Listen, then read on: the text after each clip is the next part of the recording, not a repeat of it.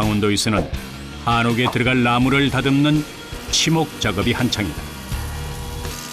한옥 목수 대여섯 명이 모여 하루에 11시간씩 벌써 석 달 동안 쉼 없이 작업을 하고 있다.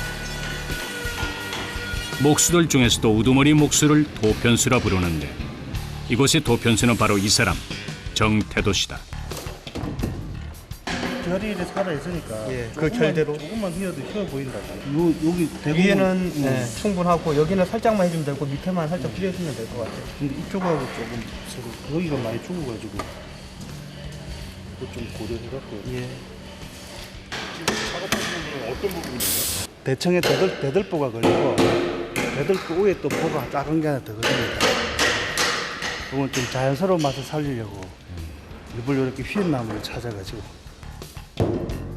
각 부분마다 어울리는 나무를 찾아내는 것, 도편수의 능력이다.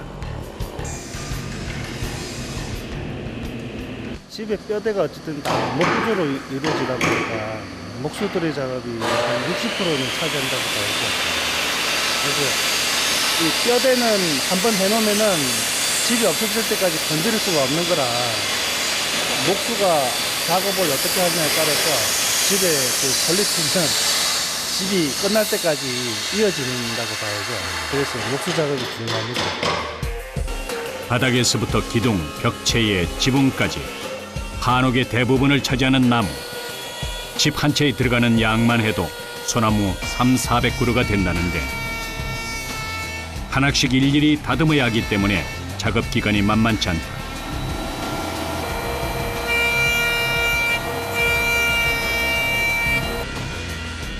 목수의 손길을 필요로 하는 나무들이 쉴 새 없이 밀려든다. 지목 마감 날짜가 며칠 남지 않아 평소보다 속도를 내야 하는 상황인 것이다. 나무의 용도를 확인하고 손질 작업이 이어지는데 나무의 생김새와 쓰임에 따라 다듬는 방법이 모두 다르다고 한다. 저희 나무는 각이 없네요. 아, 이거는 석가래라서 석가래는 생긴 대로 깎아가지고 그냥 쓰는 거예요. 처마저 지붕에 만드는 거니까. 치목을 할 때 전기톱은 없어서는 안 될 도구지만 귀를 찌르는 듯한 굉음과 무수히 날리는 톱밥을 참아가며 작업하기란 생각보다 쉽지 않다. 톱질을 시작한 지 얼마 되지 않아 온통 톱밥을 뒤집어 쓰고 말았다.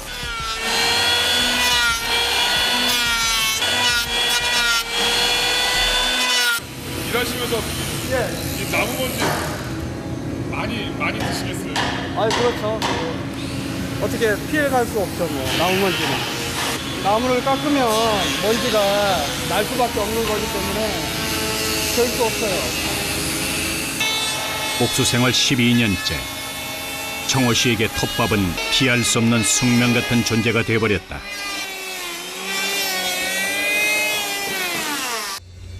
팀원들이 안에서 나무를 다듬고 있을 때 도편수 정태도 씨는 다른 작업을 준비 중이다. 한옥의 매력에 빠져 앞뒤 안 보고 목수 일을 시작했다는 그. 인생의 절반이 넘는 시간을 나무와 함께 했고 어느덧 자신만의 팀을 이뤄 한옥을 짓고 있다. 그런 그가 남의 손을 빌리지 않고 직접 하고야 만다는 작업이 바로 이것이다. 추녀라고 하는 겁니다. 처마의 곡선을 결정짓는 부분인데요. 사실은 목수들의 자존심이죠. 추녀라는 거는. 예. 처마를 어떻게 잡느냐고 하는 거는 목수들의 자존심인데 이런 도심 속에 짓는 한옥들은 좀 안타까운 게 처마를 많이 못 대니까 그래서 집이 제대로 모양은 안 나요. 예. 세월이 흐르면서 한옥 또한 많이 달라졌다.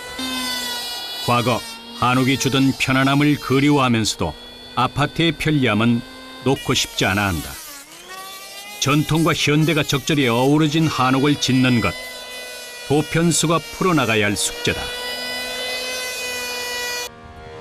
추녀 작업은 단순히 설계도에 맞춰 자르는 것으로 끝나지 않는다.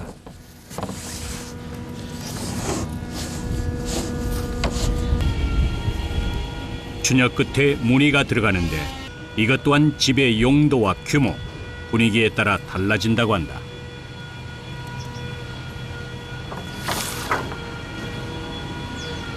이게 이제 겉으로 보이는 것입니다. 아, 겉으로 예. 보이나요? 예. 끓이 이제 그 휜 정도가 여러 가지가 있습니다. 그거를 이제 여기 맞게끔 조각을 이제 해야죠. 제도를 마친 나무에 한 채 망설임도 없이 톱날을 들이댄다. 편을 따라 자르는 모습이 보기엔 쉬워 보이지만 강한 진동을 버티며 수 킬로그램에 달하는 전기톱으로 곡선을 살려 깎아낸다는 것은 웬만한 기술자 아니고서는 엄두도 낼 수 없는 일.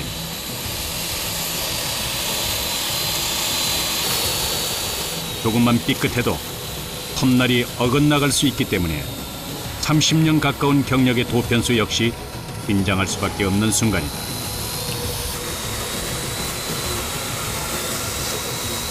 목수가 실수가 최고 무서운 것인데 실수 하나 함으로 인해서 대부분 사람들은 돈만 주면은 또 나무를 구할 수 있다고 생각하지만은 짧게는 50년에서 한 100년 가량 자란 나무가 내 실수로 그 생명이 없어진다는 거는 이 목수한테는 최고 큰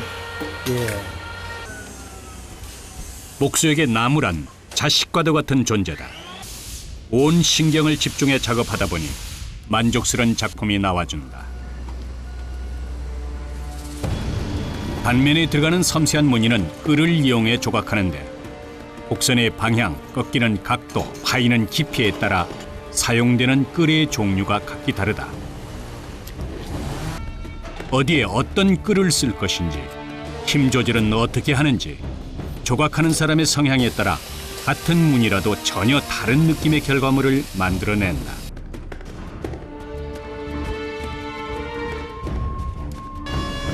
목수들에겐 나무를 치목할 때 사용하는 도구가 본인의 수족이나 다름없다고 하는데 수년째 동고동락하고 있는 끈은 이들에겐 너무나도 소중한 것이다.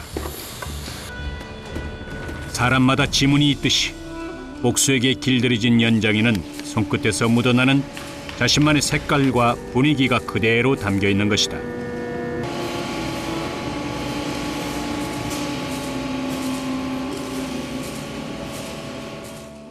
수작업을 많이 합니다. 이게 연장에 또 질감이 있어 사다 있어야 또 나무가 또 빛을 발하죠. 현대화가 됐다고 해도 모양을 집의 모양에 다 어떤 규격화가 돼서 짓는 것이 아니잖아요. 그 모양을 일률적으로 맞추기가 힘드니까 하나하나 이렇게 손을 볼 수밖에 없어요.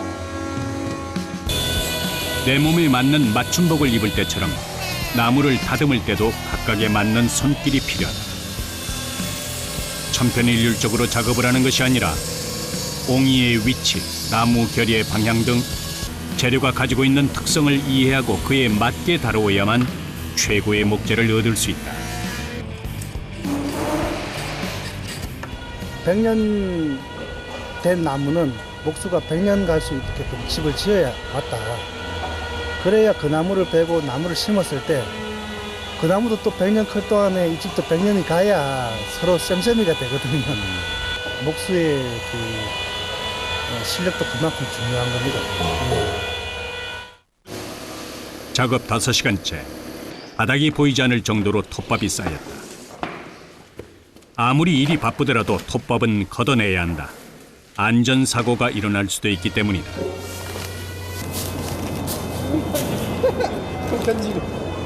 하루 작업하시면 몇 개? 많이 나올 때는 한 5-6푸대?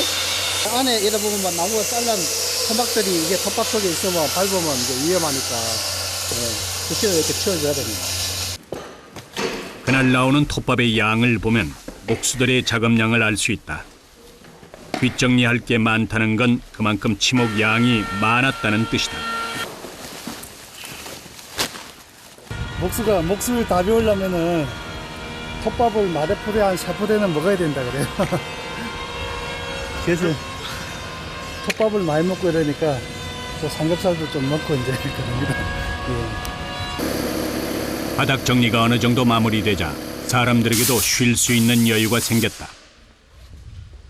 간단하게 먼지를 털어내고 작업장 한쪽에 마련된 식당으로 이동하는데 막간을 이용한 간식 파티가 벌어졌다. 비록 빵 한 조각이지만 노동 후의 새참은 웬만한 진수성찬이 부럽지 않다.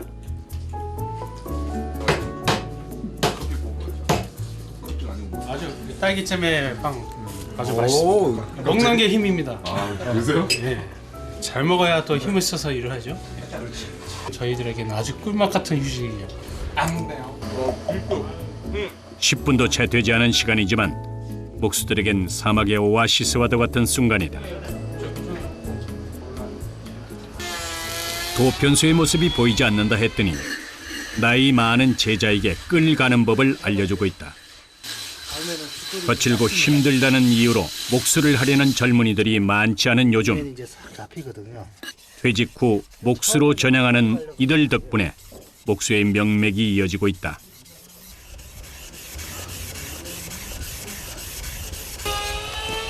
이 모서리들이 되게 날카로워요.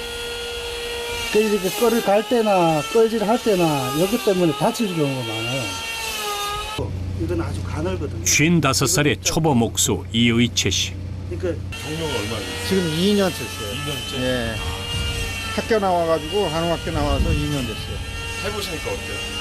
뭐 재미있어요. 직장 생활 한 27년 하다가 퇴직하고 이제 이 일을 했는데 지금 뭐 재밌게 하고 있어요. 안 힘드세요? 뭐 입체적으로는 좀 힘든데 직장 다니는 것보다는 훨씬 재밌는 것 같아요. 그건 이제 워낙 스트레스 많이 받는 일이니까 뭐 지금 만족하고 있어요. 뒤늦게 시작한 목수 인생. 나무를 만지는 지금이 가장 행복하다는 그들이다. 그날 오후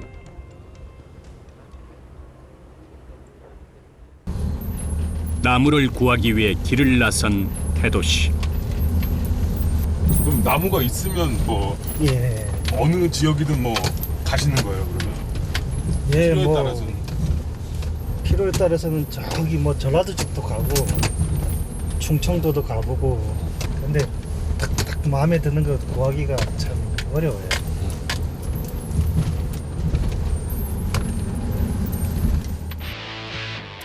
한옥에 필요한 목재를 구하기 위해서라면 전국 팔도를 다니며 발품을 팔아야 하는 것이 바로 도편수다.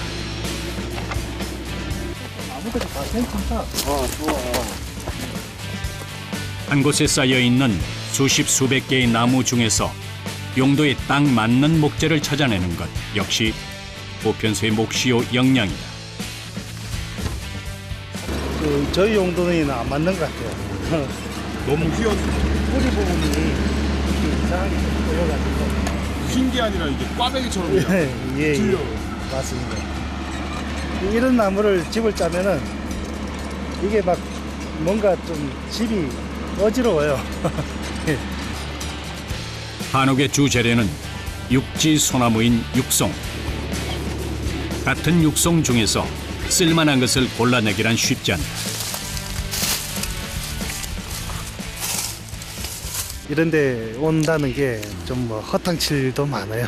예, 와서 보고 또 저분들이 판단하는 기준하고 또 우리가 보는 거 틀리니까요. 또 목재값이 뭐 비싸니까 섣불리 또 판단도 못하고 그래서 신중을 많이 기하는 편이에요. 시종일관 어두웠던 도편수의 얼굴에 웃음꽃이 피었다. 진짜 예쁜 여자를 만난 그런 기분이에요. 예, 얼마나 미인이에요. 깨끗한 게. 일찌감치 다른 남자를 찾은 걸 보니 물건은 물건인가 보다.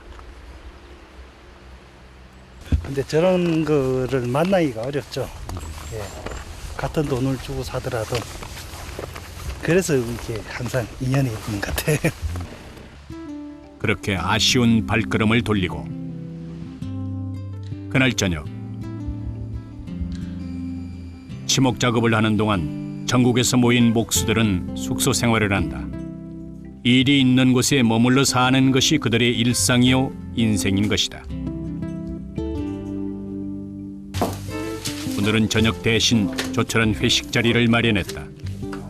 고된 노동을 털어내는 목수들만의 소소한 기쁨이다. 이게 맞을 거예요. 얘가 바닷가 일하는 날 고생했습니다.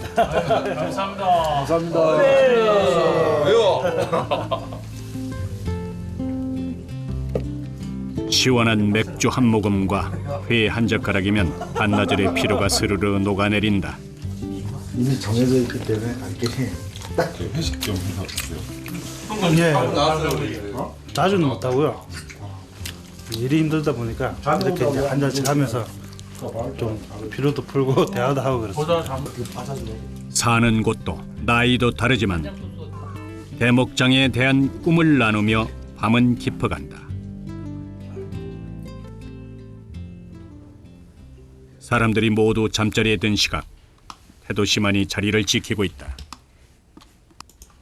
수십 년 동안 변하지 않는 한결같은 성실함. 그가 도편수가 될 수 있었던 이유 중 하나이다.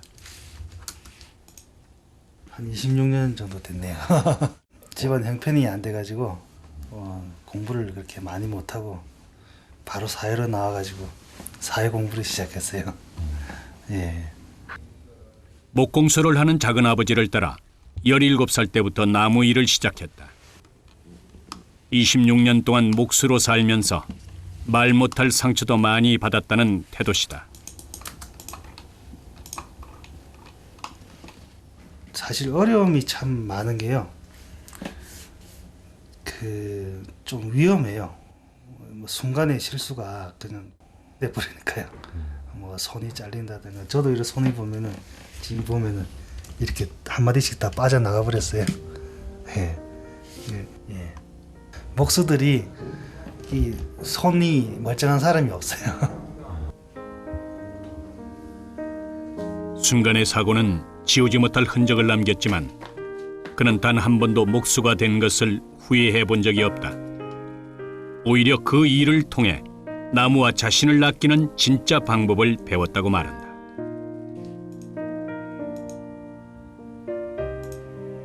일이 즐겁고 좋을 때는 이 피로한 게 사실은 못 느껴지더라고요. 그랬는데 주위에서 이제 그런 어르신들이나 스승님들이 참 고생한다, 열심히 하는 게 보기 좋네, 이럴 때 이제 그런 보람이 있었죠. 왜 아직까지는 배우는 나이이기 때문에. 제일 큰 매력은 땅을 밟으면서 산다는 게 제일 좋은 장점 같아요. 제가 보면은. 예. 그날 밤 태도 씨의 작업은 늦은 시간까지 계속됐다.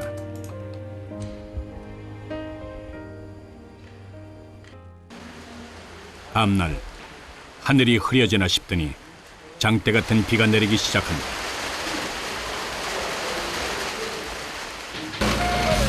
일기예보에도 없었던 갑작스런 빗줄기에 치목장엔 비상이 걸렸다. 제 몸이 비에 젖는 것은 상관도 안 한 채 나무들을 치우기에 여념이 없다. 지금 비가 갑자기 내려가지고요. 목재를 빨리 좀 정리해야 될 것 같아요. 작업장 마당에는 1년 동안의 건조 과정을 거친 나무들이 치목을 마친 후 출고 날짜만 기다리고 있는 상황. 지금 비를 맞아버리면 그간의 건조 과정이 물거품이 돼버린다.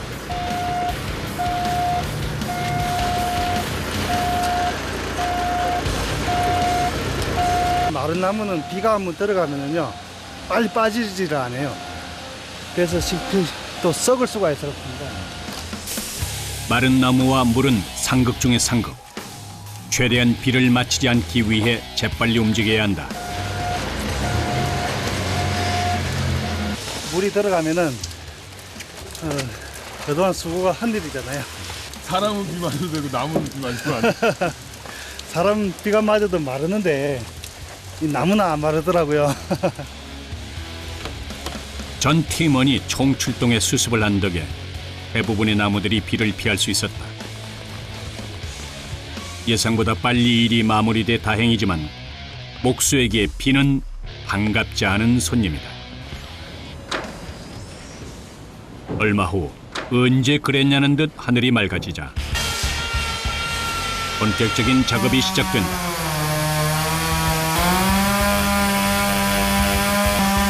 어제는 나무를 정해진 치수에 맞게 자르고 다듬는 마름질과 바실질 작업이 주였다면 오늘은 나무와 나무 사이를 이어주는 홈을 파내는 이른바 가심질 작업이다. 이제 집을 떠받치고 있는 대들보죠. 이게 따지고 대들보.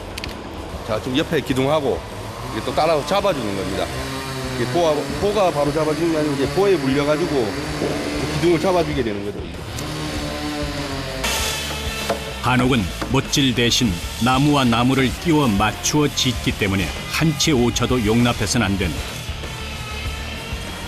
홈을 파낼 때도 시간이 가면서 나무가 줄어들고 갈라질 것까지 감안해 계산하고 작업을 해야 한다. 나무를 깎고 다듬는 모든 과정이 참으로 치밀하고 섬세하다.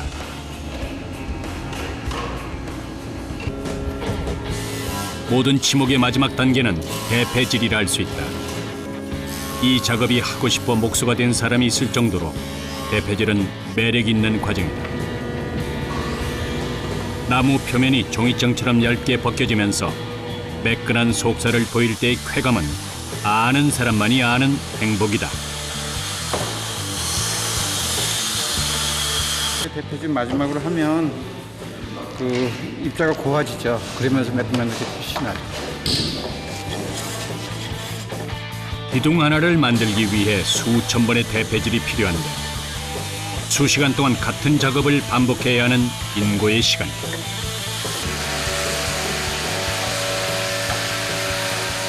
계속 그 대패질 하셨는데 뭐 어깨나 뭐 허리 같은 데 안 아프세요? 글쎄 힘들긴 한데 그래도 뭐 하는 일이니까 괜찮아요. 한옥은 기술이 아니라 혼으로 짓는 집이라는 말이 정확한 설계와 도면도 중요하지만 그보다는 재료를 다루는 사람의 마음가짐과 정성이 뒷받침이 돼야만 천년이 지나도 흔들림 없는 진정한 한옥을 지을 수 있다는 뜻이다. 모양도 제각각, 쓰이는 목적도 다른 부재료의 종류만도 약 100여 개. 단아하면서도 우아한 조각미가 돋보이는 대자강 난간과 공판까지 조립을 마치고 나면 이제 강릉에서의 작업은 어느 정도 마무리가 된 셈이다.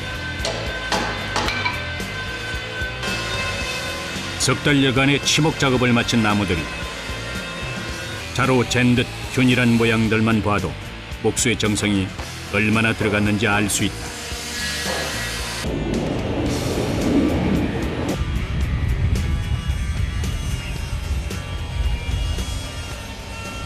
한 30평 정도 짓는다고 보면은 나무가 뭐 한 350그루에서 한 400그루 정도 들어갑니다. 집을 하나 짓기 위해서는 그 많은 나무를 희생을 시켜야 되는 거죠. 그래서 이제 그런 나무를 이 목수는 또 최대한 실수를 안 하고 또 살려야 되는 책임감이 있는 거죠. 그날 오후 완성된 나무들을 현장으로 옮기기 위해 트럭이 들어섰다.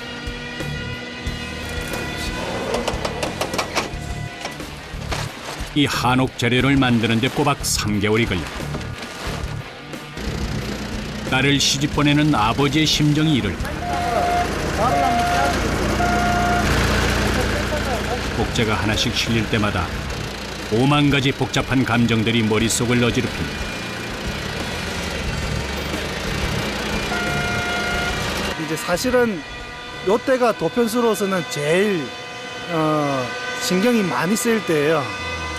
그러니까 머릿속에서 상상하고 이제 이렇게 치목을 다 해놨는데 과연 이게 가지고 와서 딱딱 맞아 들어갈까.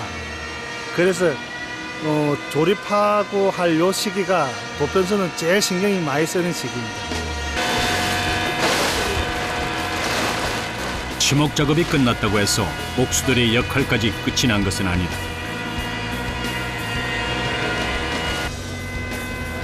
그들은 목재와 함께 현장으로 이동해 한옥의 구조가 완성될 때까지 주도적인 역할을 하게 된다.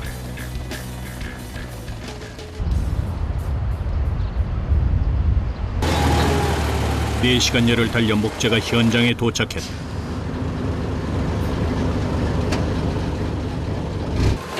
5톤 트럭 5대분의 양이다. 전날 기상 악화로 인해 현장 작업이 하루 늦어진 상황.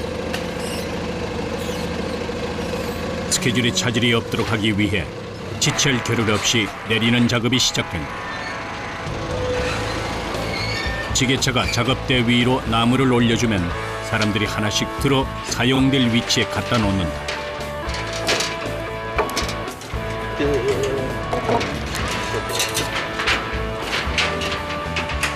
나무의 무게는 20-30kg. 그리 무거운 편은 아니지만 수십 개의 나무를 쉴 새 없이 옮기다 보면 팔과 허리에 무리가 오기 시작한다. 이건 뭐 기둥이에요? 네, 기둥이. 집 올릴 때 제일 먼저 할 일이 기둥을 먼저 주축 세운 다음에 기둥을 그 위에다가 세워요. 그래야 그 위에 다른 부재들이 다 올라가니까. 그래서 지금 기둥을 제일 먼저 갖다 놓는 거예요. 모든 재료가 자기 자리를 찾아갔다 싶으면 보편수가 주춧돌의 중심을 잡기 시작한다.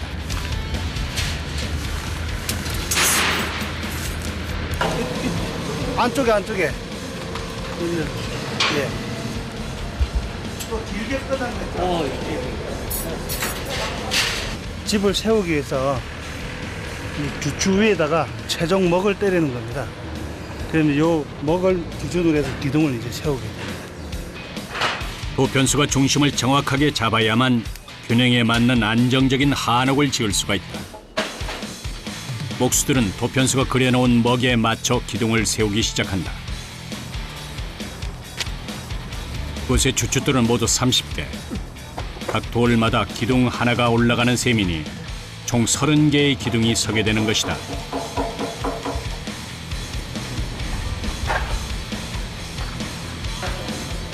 일사천리로 기둥이 제자리를 잡았다.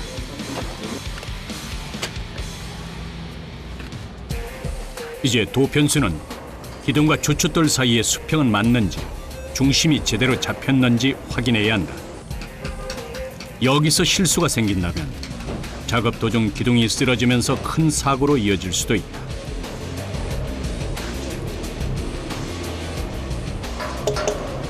일차적으로 한번 해서 세워보고 또 닿는 데가 있으면 조금씩 더 다듬어 가면서 최종적으로 이제 90도 상에서 안 움직이게끔 다 다듬어야 돼요.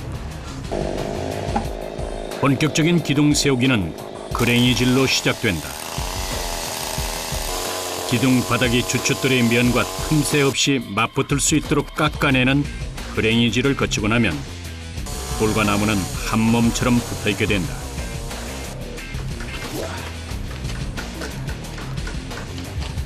아주 좋아요. 딱 맞아요? 예, 잘 맞습니다. 처음부터 하나였던 듯 딱 맞아 떨어지는 기둥과 초석. 보면 볼수록 신기할 따름이다. 아무것도 안 돼도 서 있는단 말이에요? 예. 그래서 이제 이게 이제 외국 사람들은 제일 의아해하는 문제예요, 사실은. 초석에 무슨 촉이 있는 것도 아니고 본드칠하는 것도 아닌데 그냥 그대로 초석 모양대로 따서 이제 앉혀놨는데 이게 안 움직이거든요. 가공의 부재료 없이 오롯이 자연의 것들만 모아 합을 맞춰 나가는 한옥. 세계 어디에서도 볼 수 없는 우리나라만의 지혜가 담겨 있는 전통 건축 기법이다.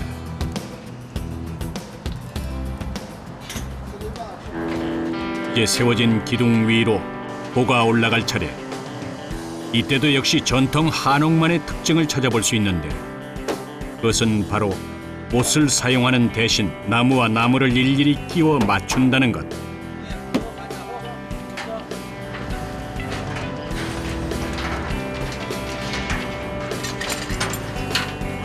결구라고 불리는 이 작업은 부재료들의 가로와 세로를 서로 엇갈리게 놓고 몇 차례에 걸쳐 짜맞추는 것을 뜻한다. 이때 중요한 것이 망치를 내리치는 순간의 호흡이다. 양쪽에서 고른 힘으로 내리쳐야만 어느 한쪽도 비뚤어지지 않고 딱 맞게 들어갈 수 있는 것이다.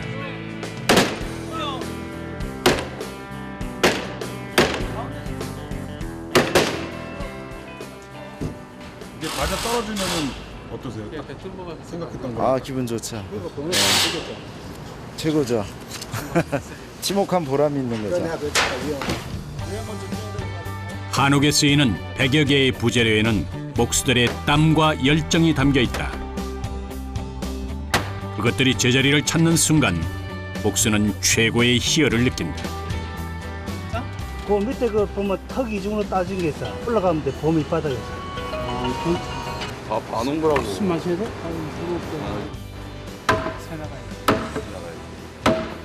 마치 이제 블럭 맞습니다. 장난감처럼 예. 끼워 맞추시는 거잖아요. 그렇죠. 그러니까 집 속에 들어가서 집을 보려면 엄청나게 힘들어요.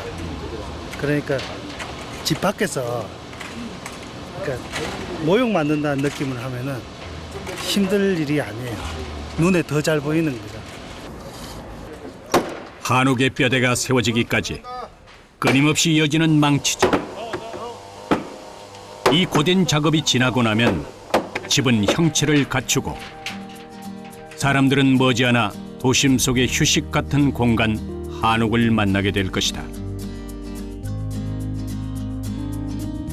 한국인의 자연관과 가치관이 녹아있는 한옥. 자연에 순응하고 화합하는 집이라야 튼튼하게 오래가고 사람을 살리는 집이 된다. 기술이 아니라 마음으로 짓는 집. 나무와 돌, 흙이 주재료가 되면서 건물과 자연 사이의 경계가 허물어지는 곳. 그것이 바로 한옥이다.